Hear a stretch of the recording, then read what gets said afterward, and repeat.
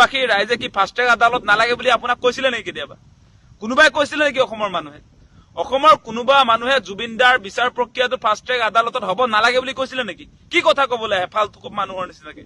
যে fast track আদালতৰ কথা অসমৰ মানুহে কোৱা নাই কিয় কোৱা নাই প্ৰতিজন মানুহে কৈ আছে যে বিচাৰ প্ৰক্ৰিয়া ক্ষিপ্ৰ হ'ব লাগে বুলি আজি তাৰ পাছত তেওঁ ক'বলৈ আহিছে যে অসমৰ মানুহে যেতিয়া ফাষ্ট ট্ৰেক আদালতৰ কথা ক'ব তেতিয়াহে তেওঁ বিবেচনা কৰিব জুবিনদাৰ মৃত্যুৰ দিনটোৰ পৰাই সকলোৱে কৈ আছে আমাক ন্যায় লাগে জুবিনদাৰ জাষ্টিছ লাগে আমি সদায় চিঞৰ বাখৰ কৰি আছো তাৰ পাছত তেওঁ এতিয়ালৈকে গম পোৱা নাই যে ন্যায় বিচাৰিছে নে নাই বিচৰা কি কথা ক'বলৈ আহে গতিকে আমাৰ কথা অতি স্পষ্ট এই বিজেপি পাৰ্টিটো মাৰ্ডাৰ পাৰ্টি হয় আচলতে জুবিনদাৰ হত্যাৰ ক্ষেত্ৰত এই বিজেপি পাৰ্টি জড়িত সেই অভিযোগবিলাক এনেই অহা নাই ছিংগাপুৰলৈ জুবিনদাক বিজেপি চৰকাৰে লৈ গৈছিলে এই কথা আমি এতিয়া উলিয়ামহে লাহে আমি কৈ আছিলো আকৌ সেইটো নেৰো কিন্তু কেতিয়াও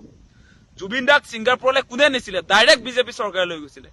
বিজেপিয়ে জুবিনদাক ছিংগাপুৰলৈ নিয়াৰ পাছত তাত প্ৰয়োজনীয় ব্যৱস্থাপনা কৰি নিদিলে নিৰাপত্তাৰ ব্যৱস্থা কৰি নিদিলে এগৰাকী শিল্পীক আপোনাৰ বিদেশলৈ নিমন্ত্ৰণ জনোৱাৰ পাছত সেই বিজেপি চৰকাৰৰ বিদেশ মন্ত্ৰণালয় বুলি যে বস্তু এটা আছে তেওঁলোক ক'ত শুই আছিলে জুবিনদাৰ নিৰাপত্তাৰ ব্যৱস্থা তেওঁলোকে কিয় নকৰিলে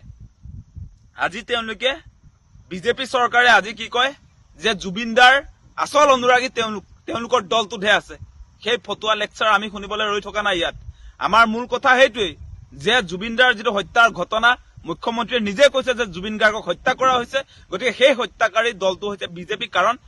বিজেপিয়ে আয়োজন কৰা নৰ্থ ইষ্ট ইণ্ডিয়া ফেষ্টিভেলত জুবিনদাৰ মৃত্যু হৈছে বেলেগ কথা নাই আৰু জুবিনদাক ছিংগাপুৰলৈ লৈ গৈছিলে বিজেপি চৰকাৰে গতিকে সেই ছিংগাপুৰত জুবিনদাৰ হত্যা হৈছে গতিকে সেই হত্যা পাৰ্টি হৈছে বিজেপি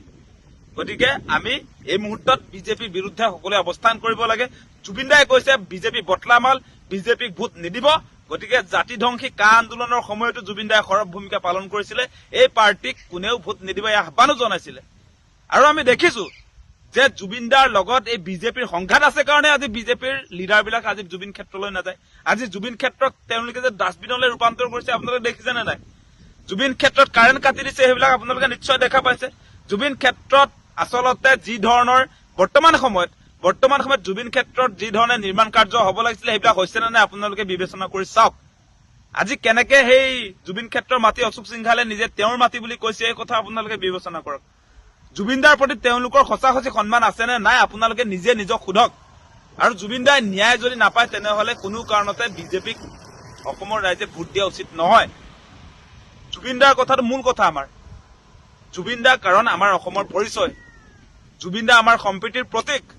জুবিন মানে অসম সেই কথাটো আমি মানি চলো গতিকে জুবিনদাৰ যেতিয়ালৈকে ন্যায় নহয় ইলেকশ্যনৰ আগত যদি ন্যায় নহয় তেতিয়াহলে আমি কোনো কাৰণতে বিজেপিক সমৰ্থন কৰা উচিত নহয় সেই কথাখিনি কৈ থলো